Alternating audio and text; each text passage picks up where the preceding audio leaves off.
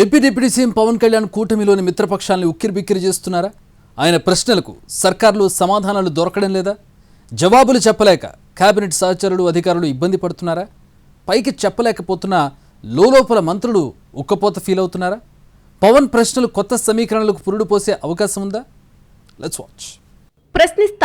ప్రశ్నిస్తా తప్పు ఎక్కడ జరిగినా సరే ప్రశ్నిస్తూనే ఉంటా. ఇది జనసేన అధ్యక్షుడు పవన్ కళ్యాణ్ పొలిటికల్ స్టైల్. అధికారంలో ఉన్నానా ప్రతిపక్షంలో ఉన్నానా అన్నది డజంట్ మ్యాటర్. తప్పు జరిగిందా లేదా అన్నదే నాకు ముఖ్యమంటారాయన. అందుకు తగ్గట్టే ఇప్పుడు ఉప ముఖ్యమంత్రి హోదాలో కూడా తన ప్రశ్నావళిని ఓపెన్ గానే ఉంచారాయన. దాన్ని ఇప్పుడు కూటమి ప్రభుత్వంలోని మిగతా కొందరు సహచరులు ఇబ్బందిగా ఫీల్ అవుతున్నట్టు తెలుస్తోంది. ప్రభుత్వంలో పవన్ కు ఉన్న ప్రాధాన్యత దృష్ట్యా ఎక్కువ మంది పైకి చెప్పలేకపోతున్నా లోపల మాత్రం ఇదెక్కడి క్వశ్చన్ బ్యాంక్ అంటూ గుసగుసలాడుకుంటున్నట్టు సమాచారం.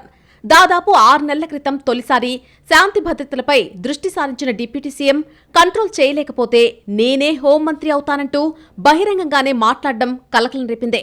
ఇక తర్వాత కేబినెట్ భేటీలో భూసేకరణ, అక్రమ లేఅవుట్స్ క్రమబద్ధీకరణకు సంబంధించి, అలాగే లూలు మాల్కు సంబంధించి భూ కేటాయింపులు వంటి అంశాలపై వరుస ప్రశ్నలు సంధించారాయన. ఇప్పుడు తాజాగా భీమవరం డీఎస్పీ వ్యవహార శైలి వివాదాస్పదం కాగా ఎస్పీకి నేరుగా ఫిర్యాదు చేశారు. పిఠాపురం ప్రభుత్వ హాస్పిటల్లో ప్రసూతి మరణంపై నివేదిక కోరారాయన. ఇలా అంశం ఏదైనా సరే పరిస్థితి ఎలా ఉన్నా ప్రశ్నించడాన్ని మాత్రం ఆపలేదు పవన్ కళ్యాణ్. అయితే ప్రతిపక్షంలో ఉన్నప్పుడు ఓకే, కానీ ఇప్పుడు అధికారంలో ఉండి ప్రభుత్వంలో కీలక భాగస్వామిగా ఉన్నప్పటికీ ఇలా ప్రశ్నలు లేవనెత్తడమేంటి? సొంత ప్రభుత్వానికే ఇబ్బందికరంగా కాదా అంటూ కూటమి వర్గాల్లో చర్చ మొదలైందట. ఇది ఇలాగే కొనసాగుతూ ఉంటే ప్రభుత్వం పలచనవ్వడంతో పాటు విపక్షం చేతికి అస్త్రమిచ్చినట్టు కాదా అంటూ గుసగుసలు మొదలైనట్టు సమాచారం. ఏ ఇష్యూ వచ్చినా పవన్ ఏం ప్రశ్నిస్తారో అన్న భయం కూడా పెరుగుతూ పొలిటికల్ వేడి పుడుతున్నట్టు సమాచారం. డిప్యూటీ సీఎం హోదాలో ఆయన అడగడం వరకు బాగానే ఉన్నా ఆ ప్రశ్నలతో సంబంధిత మంత్రులు, అధికారులు మాత్రం ఇరుకున పడుతున్నారని, ప్రభుత్వానికి ఇది అంత మంచిది కాదని మాట్లాడుకుంటున్నాయట కూటమి వర్గాలు. పవన్ అడిగిన నివేదికలకు ఎలా స్పందించాలి, ఏం సమాధానం చెప్తే ఎవరికి నష్టం, ఎవరికి లాభం అని తర్జన భర్జన పడుతున్నారట మంత్రులు.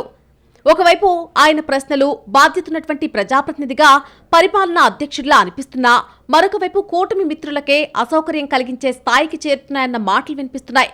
భీమవరం డీఎస్పీ వ్యవహారం, పిఠాపురం హాస్పిటల్ ఘటన, లేఅవుట్ల క్రమబద్ధీకరణ, ఇలా ఒక్కోసారి ఒక్కో అంశం మీద పవన్ వేస్తున్న ప్రశ్నలు అటు సర్కార్ యంత్రాంగంలో కదలిక తెస్తున్నాయన్న చర్చ ఉంది. అదే సమయంలో ఆ ప్రశ్నలు కూటమి మిత్రపక్షాలకు పాలనలో సవాళ్లవుతున్నాయన్న అభిప్రాయం వ్యక్తమవుతోంది.